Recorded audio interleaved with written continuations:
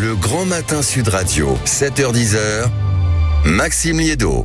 Il est 8h39 sur Sud Radio, le grand débrief de la matinale avec Arlette Chabot, Franck Dedieu. On va revenir bien sûr sur l'interview de la porte-parole du gouvernement qui était à l'instant au micro de Sud Radio. Et plus largement, on va se poser cette question avec vous, amis auditeurs. Est-ce que depuis le début de ce drame, et plus précisément depuis qu'on apprend, il faut le dire, quasiment chaque jour, une nouvelle défaillance. D'abord les policiers qui ont menacé une maman dont l'enfant avait été victime de viol, de harcèlement. Ensuite, visiblement la justice qui n'avait pas fait son travail dans la priorisation du dossier, dans l'envoi au tribunal compétent, de la famille visiblement du principal suspect dans cette affaire qui est encore Jérôme Barella, dont on apprend encore il y a quelques heures, c'est-à-dire qu'on a appris dans la nuit qu'un fichier de référence anti-pédocriminalité aux États-Unis avait signalé son profil qui naviguait sur Internet en France et que les autorités françaises ne l'avaient pas écouté. Quand on voit le ministre de la Justice qui ne démissionne pas, quand on voit Emmanuel Macron qui a certes parlé de dysfonctionnement mais surtout de responsabilité humaine, est-ce que les politiques sont à la hauteur? Est-ce que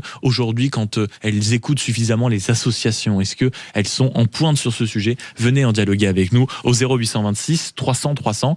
Arlette Chabot, c'est vers vous que je me tourne en premier. Dans votre édito tout à l'heure, vous parliez de la démission de Gérald Darmanin. Est-ce que globalement, le gouvernement, les politiques sur ce sujet sont à la hauteur? D'un ministre, quand il n'y a pas de faute directe, d'erreur manifeste, je pense que peut-être qu'après les incidents au Stade de France, on se souvient, Gérald Darmanin, ministre de l'Intérieur, aurait dû démissionner. Là, c'est pas tout à fait évidemment la même chose quand il n'y a pas de responsabilité directe. Et qu'est-ce que ça changerait s'il y avait un autre ministre de la Justice? Ce qu'il faut, c'est une feuille de route, ce qu'il faut, c'est des moyens, ce qu'il faut, c'est une réflexion sur le fonctionnement de la justice. C'est ça qui est nécessaire aujourd'hui. Quant aux autres politiques, ben voilà, il y a une campagne présidentielle qui a commencé, il y a une campagne tout court qui vise... Beaucoup, par exemple, Arlette, quand je pose la question, beaucoup regrettent qu'un Laurent Nunez, par exemple, ne soit pas plus monté au front que ça pour ou défendre ou assumer que dans son institution aussi il y avait eu des dérapages. Est-ce que c'est des critiques justifiées selon vous? On va dire que c'est pas un politique et certains trouvent justement, alors c'est le paradoxe, de dire bah oui c'est un haut fonctionnaire, ce n'est pas un politique, il n'a pas les mêmes réflexes ou les mêmes réactions que peut avoir un Gérald Darmanin qui lui a effectivement est un poids lourd politique. Il n'y en a pas beaucoup dans cette équipe autour de Sébastien Lecornu. Moi, je pense surtout que on a vu chacun, les uns et les autres, arriver avec leurs mesures, c'est-à-dire des mesures de droite. À droite, on dit il faut de la répression, il faut des peines plus sévères. Et puis à gauche, on dit faut surtout de la formation, faut l'écoute. C'est vrai pour l'aide et le soutien aux enfants. Donc chacun est arrivé avec ses propositions. Et comme d'hab dans son créneau, quoi, dans son absolument dans son créneau. Je trouve que la seule chose qui serait intéressante, c'est que sur ce sujet, tout le monde se mette autour d'une table. Il y a effectivement cette proposition de loi intégrale, comme l'on dit, parce qu'elle couvre tous les sujets qui sont liés concernant à la fois les enfants, les violences, les agressions, les enfants et les femmes. Il y a une proposition de loi qui est sur la table. Si tout le monde travaille sur cette proposition de loi, ce serait pas idiot.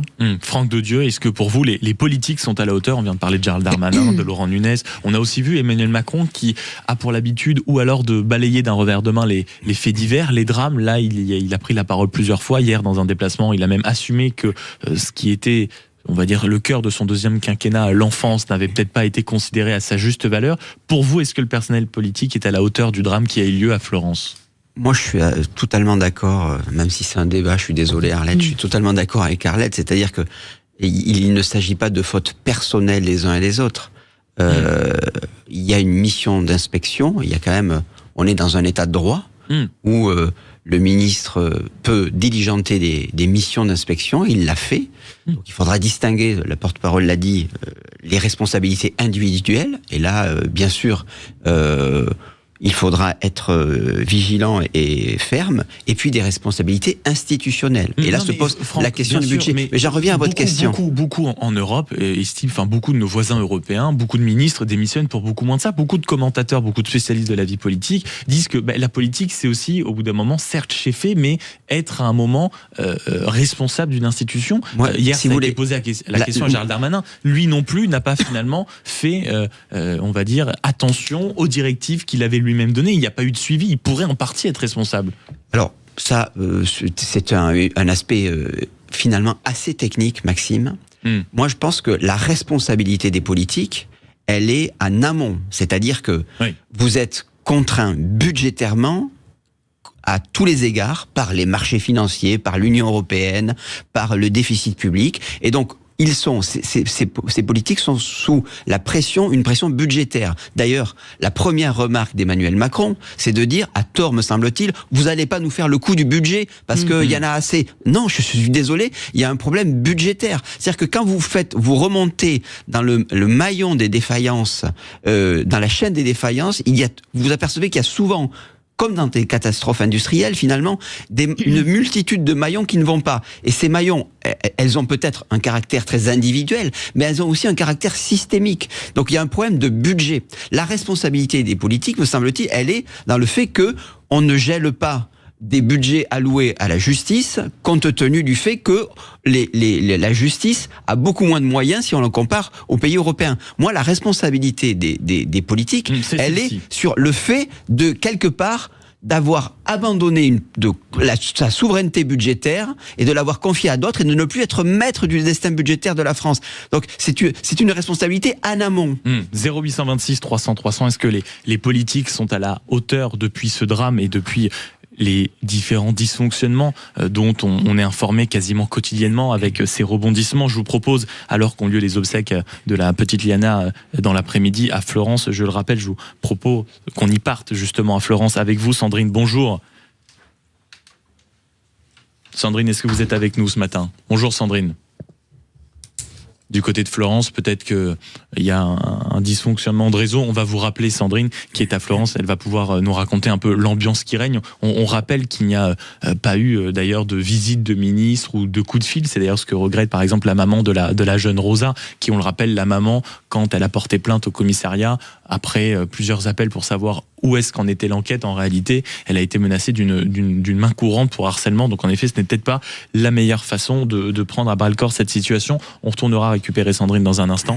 0826 300 300, est-ce que les politiques ont été à la hauteur du drame? Franck Dedieu, rédacteur en chef à Marianne. Arlette Chabot, a-t-on besoin de la présenter, Arlette Chabot? Non, mais figurez-vous qu'elle est dans ce studio. On reste ensemble et on partira au standard. Amis auditeurs, vous avez la parole. 0826 300 300, les politiques sont-ils à la hauteur depuis, on va dire, qu'on apprend ces nombreux dysfonctionnements? Et on se posera également la question dans l'heure suivante, entre 9h et 10h, de savoir si en réalité ce drame n'a pas lancé la campagne présidentielle. Quand on voit les propositions, quand on voit l'ambiance, et Bruno Retailleau qui propose une nouvelle cour, on va dire, de la magistrature, en mettant des citoyens sur les sanctions contre les juges, quand on voit un Gérald Darmanin qui prend ce sujet à bras-le-corps, et puis l'écoute des enfants, les moyens de la justice, les forces de l'ordre, les formations, est-ce que tout ça, ce n'est pas tout simplement le lancement d'une campagne présidentielle? Est-ce que l'affaire Liana ne va pas être un marqueur important? Toutes les défaillances qu'on le voit là, est-ce que ce n'est pas ce qui va animer la campagne présidentielle? Je vous propose d'en parler. 0826 300 300 jusqu'à 10h. À tout de suite, amis auditeurs. Le Grand Matin Sud Radio, 7h-10h,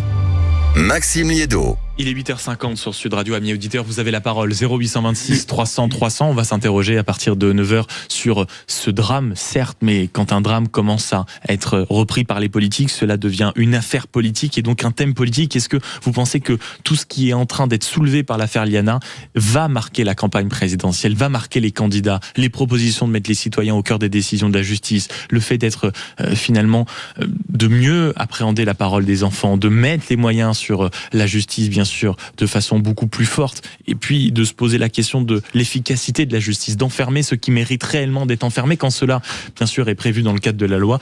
Appelez-nous au 0826 300 300. On aura le dialogue d'ailleurs avec un dialogue avec le ténor d'un barreau qui arrivera dans ce studio d'ici une petite demi-heure. 0826 300 300. On se pose d'abord la question, puisque la porte-parole du gouvernement était à ce micro il y a encore quelques minutes et qui parlait de la responsabilité politique. Est-ce qu'ils sont à la hauteur, nos politiques, depuis les révélations des dysfonctionnements depuis ce drame? On en parle avec vous. 0826 300 300. Bonjour Sandrine.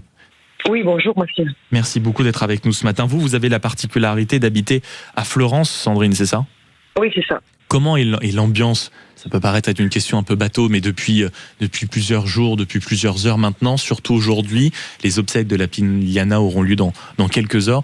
J'imagine que le bruit politique est très lointain, non? Alors pas tant finalement. Les gens s'interrogent vraiment sur la prise en charge des enfants et de la pédocriminalité en France aujourd'hui. Alors évidemment, là, on est au cœur du cyclone là. En France, vraiment, on est au centre du truc. C'est lunaire en fait. Ça fait tellement d'années qu'on en parle, ça fait tellement d'années qu'on dit à un moment donné il va falloir vraiment faire quelque chose et taper fort et ça se passe pas. Et là aujourd'hui on a un drame, mais quelque chose d'absolument, mais je sais pas, j'en perds mes mots tellement là, cet enfant devrait être mais ce qui est intéressant, Sandrine, ce que vous dites, c'est que même traversé bien sûr par l'émotion, par l'effroi, c'est une évidence. Vous, Sandrine, vous dites, mais la colère, c'est le mot qu'on emploie quand même depuis plusieurs jours, la colère, elle est là, elle est quand même dans chaque citoyen, parce que comme vous le disiez, le drame aurait pu être évité. Mais largement, la colère est là, la colère, la tristesse, c'est terrible. Les parents s'inquiètent, les parents commencent à mettre des trackers sur les téléphones de leur môme, enfin, ils leur interdisent des choses. C'est fou, enfin, on est dans le Gers, on était censé être préservés, nous, ici. Eh bien, on est préservés de rien du tout, on est comme les copains ailleurs, quoi. Et quand vous regardez... Parce que, pardon Maxime, moi, avec mon expérience professionnelle, par exemple... Qu'est-ce que vous faites, Sandrine? Qu'est-ce que vous faites? Je suis éducatrice, les juges pour enfants, on les appelle les bisounours. Quand un gamin nous casse la figure, le juge dit il fallait l'amener dans sa chambre. Ah ben oui, bien sûr. Tu viens de prendre un marron, t'as pris un uppercut, tu dois l'amener par la main dans sa chambre. Mais le gosse, il a juste qu'une amie, c'est nous tuer. Vous voyez, en fait, il y a un décalage. Il n'y a aucun travail en amont. Voilà, il y a un vrai décalage. Ces juges sont, ils sortent de l'école en fait. Ils sortent de l'école et derrière, ils n'ont rien fait de leur vie professionnelle en dehors d'étudier. On les balance à juger des cas terribles, des gamins qui ont subi des incestes, qui ont subi des violences parentales, et on oblige ces mômes à continuer à aller chez leur géniteur. On leur dit, il faut y aller, vite médiatiser, patati patata, mais c'est lunaire. On choisit ses amis, on choisit pas sa famille. Et on mais donc oblige vous Sandrine, quand vous regardez je vais appeler ça le spectacle, mais on va dire les déclarations politiques qui se succèdent, c'est la question qu'on se pose ce matin. Et est-ce que vous trouvez quand même que le monde politique est à la hauteur de ce drame, ou vous dites que... Non, ils sont déconnectés. Pour moi, ils sont déconnectés de la réalité, ces gens. Oui, complètement. Ils vivent dans une bulle. Ils se rendent pas compte. Et en fait, vous savez, pour moi, je crois que tous ces gens qui sont aux responsabilités, on devrait les obliger pendant 6 mois de leur vie, pas 6 jours, 6 mois de leur vie, à travailler à la base. À travailler dans les hôpitaux, à faire le ménage, ou à faire fonction d'aide-soignant, ou dans un EHPAD, à travailler auprès de jeunes, justement, en difficulté comme ça, ou d'aller bosser à l'usine, d'aller travailler, ne serait-ce que caissière dans le supermarché du coin, Oui. Pour prendre connaissance de leur vie, de la réalité. Pour réaliser à quel point la vie de la base, et c'est la base qui tient la société. Non, vous avez raison, de le rappeler, Sandrine. Et donc, vous nous avez appelé depuis Florence, où dans quelques heures se tiendront les obsèques de la petite Liana. Merci beaucoup de nous avoir appelé, Sandrine. On entend non seulement votre agacement, mais aussi votre colère qui traverse. Vous nous dites, cette commune de Florence aussi, les politiques sont-ils à la hauteur? C'est la question qu'on se pose. 0826 300 300. Bonjour Liliana. Bonjour. Merci beaucoup d'être avec nous ce matin. La réponse, elle est cash, elle est sans détour. Est-ce que les politiques sont à la hauteur depuis qu'on apprend cette série de dysfonctionnements dans le drame de l'affaire Liana? Non, puisque je m'attendais, parce qu'on est face à des manquements, à des dysfonctionnements tellement à tous les niveaux, qu'on aurait pu faire le constat des dégâts et se réunir autour d'une table, comme un interlocuteur l'a dit tout à l'heure. J'attendais que les partis politiques et les hommes politiques mettent de côté et faire une cause nationale de l'enfant. À tous les niveaux, aussi bien au niveau des attentes portées à l'enfant que les punitions qu'on puisse mettre à jour par rapport aux enfants de 13, 14, 15 ans qui font des dégâts dans la société. Et tout ça nous montre que l'enfant n'est pas n'est pas une cause nationale, n'est pas au centre de la société. Et c'est un constat, c'est même pas de la colère, c'est de la peur. De la peur, c'est-à-dire qu'en réalité, on continue à vivre dans un monde, dans un pays, Liliana, où les politiques ne se rendent pas compte de ce qu'est la réalité sur ces enjeux-là. C'est ça votre crainte? Exactement. Chacun y va de sa petite déclaration. Mais on sait très bien que techniquement, on a besoin d'une coalition, de se mettre d'accord sur un vrai sujet et d'agir en conséquence. Et donc c'est ça qui est la priorité pour vous. Merci beaucoup Liliana d'avoir été avec nous au 0826 300 300. Mot de la fin, Arlette Chabot, c'est vrai que on en discutait, c'est peut-être le sujet sur lequel tous les candidats devraient se retrouver en 2027. Et moi je trouve qu'il devrait y avoir une discussion où des spécialistes devraient se réunir et proposer un programme que chaque candidat s'engagerait à respecter. Je trouve que ça serait quand même utile et de se dire voilà, parce que sinon chacun va arriver avec sa petite proposition de droite ou sa proposition de gauche et puis moi je flatte mon électorat comme ça et je suis content. S'il y a des spécialistes et s'il y a un accord avec une commission transpartisane de gens qui trouvent... Et où tout le monde s'accorde à dire qu'il faut reprendre ça dans son programme. Et voilà, et ça rappellera ce qui s'est fait autrefois sur l'environnement, de se dire, voilà, on respecte, on applique, on prendra toutes ces mesures. Engagement budgétaire, engagement sur des nominations, et signé et engagé par tout le monde. C'est le seul moyen de s'en sortir, sinon on va avoir une espèce de course aux propositions qui va être consternante. Merci beaucoup Arlette Chabot, merci aussi Franck de Dieu, rédacteur en chef à Marianne. Je rappelle la couverture du magazine cette semaine après Liana. Combien d'enfants encore à retrouver donc en kiosque et sur le site internet? Dans un instant, on poursuit la conversation. Je vous pose la question sans détour ce matin. Est-ce que l'affaire Liana est déjà en train de marquer l'élection présidentielle par les propositions, par les dysfonctionnements sur le sujet de la justice, sur bien sûr l'idée qu'on n'écoute pas suffisamment les enfants, sur l'idée des moyens accordés à la justice, de la sévérité de la justice, des juges? Certains les considèrent comme étant une société finalement qui n'a pas le droit à la sanction, qui ne connaît pas la sanction. Est-ce que tout cela, ça va marquer, en tout cas ça va avoir une importance pour vous, électeurs, dans les prochains mois? Amis auditeurs, vous avez la parole. 0826 300 300, on se retrouve dans 2 minutes. À tout de suite.